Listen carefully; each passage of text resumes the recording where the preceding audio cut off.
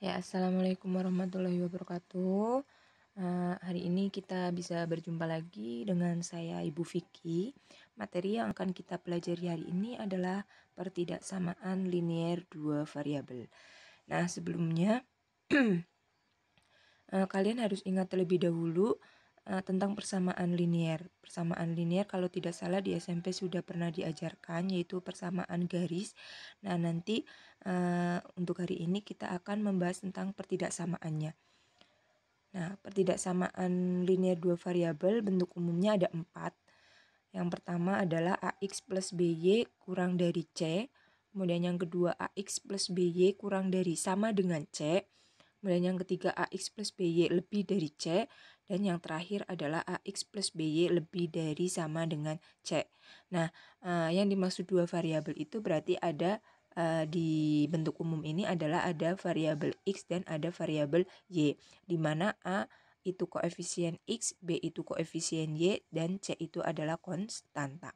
Nah, itu untuk pertidaksamaan linier dua variabel itu bentuk umumnya. Kemudian bagaimana cara menggambarkannya dan bagaimana kita menentukan daerah penyelesaiannya. Nah, hari ini yang akan kita pelajari adalah itu.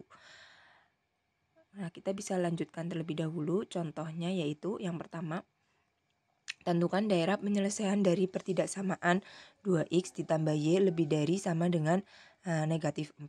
Nah, kalau ada pertanyaan seperti ini, maka kalian bisa mengerjakan soal tersebut dengan langkah-langkah berikut ini. Yang pertama, buatlah tabel titik bantu. Maksudnya tabel titik bantu itu tabel yang berisikan titik potong terhadap sumbu X dan titik potong terhadap sumbu Y. Kalau terhadap sumbu X berarti Y-nya kita sama dengan 0. Dan apabila kita mencari titik potong terhadap sumbu Y berarti X-nya yang kita sama dengan 0. Kemudian yang kedua, gambarkan titik-titik tersebut ke dalam diagram Kartesius. Kalau tadi tabel titik bantunya sudah kita buat, baru kita gambarkan titik-titik tersebut ke dalam diagram Kartesius. Kemudian setelah titiknya digambar, kita tarik garis dari titik yang pertama ke titik yang kedua. Kemudian yang ketiga, uji salah satu titik untuk menentukan daerah penyelesaiannya. Nah, baru kita menguji salah satu titik, titiknya itu bebas yang kalian ambil.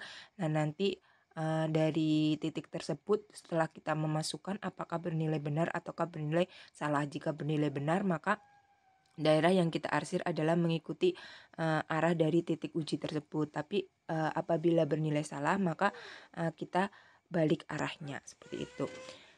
Nah, kemudian yang pertama dulu tabel titik bantu. Di sini ada X tadi terhadap sumbu X berarti Y-nya kita sama dengan 0, maka yang dimasukkan yang ini ya. Tadi Y-nya sama dengan 0. Nah, kemudian jika X-nya sama dengan 0 berarti ini titik potong terhadap sumbu Y. Nah, kita memasukkan saja. Berarti yang pertama ada misalkan 2X. Di situ ada 2X plus Y lebih dari sama dengan 4. Berarti 2 ya 2X ditambah Y sama dengan negatif 4. Nah, berarti Y-nya itu kita sama dengan 0 karena tadi mencari titik potong terhadap sumbu X. Berarti 2X plus 0 sama dengan negatif 4. Nah, gini. Nah, karena Y-nya 0 berarti kan 2X-nya tinggal 2X sama dengan negatif 4. Berarti X-nya sama dengan negatif 2. Nah, ketemu ini. Nah, kemudian kalau untuk sumbu Y berarti X-nya kita sama dengan 0. Nah, karena X-nya yang disama dengan 0 berarti dimasukkan ke dalam pertidaksamaannya. Berarti ketemunya 2 dikalikan 0 gitu ya. Dikali 0 ditambah Y sama dengan negatif 4. Nah, berarti kan 0 ditambah Y sama dengan negatif 4, maka Y-nya ketemu negatif 4. Nah, seperti itu. Maka titiknya nanti ketemu 0, negatif 4 dan min 2,0 ini. 0, negatif 4 dan min 2,0. Nah, kemudian nanti kalau sudah ketemu titik-titik tersebut, maka nanti tinggal kita gambarkan ke dalam diagram Kartesiusnya. Nah, itu tadi ada catatannya, tabel titik bantu adalah tabel titik potong terhadap sumbu X dan sumbu Y. Di mana titik potong terhadap sumbu X tadi Y-nya disama dengankan 0 dan terhadap sumbu Y berarti X-nya kita sama dengankan 0. Nah, kita bisa lanjutkan kembali. Setelah tadi sudah membuat tabel titik bantu, maka yang kedua adalah menggambar titik-titiknya tadi. Nah, setelah digambar maka ketemu gambarnya akan seperti ini. Nah, di sini kelihatan bahwa titik yang pertama 0,-4 ini ya, 0,-4 sama min 2,0. Nah, kita tarik dari min 2,0 sampai dengan 0,-4. Nah, ini garis yang hijau ini menunjukkan grafik fungsi linier ya, baru grafik fungsi linier bukan pertidaksamaan linearnya. Jadi baru grafik fungsi liniernya. Nah, kalau sudah seperti ini, maka kita bisa melanjutkan lagi ke langkah yang terakhir, yaitu menguji salah satu titik untuk menentukan daerah penyelesaiannya.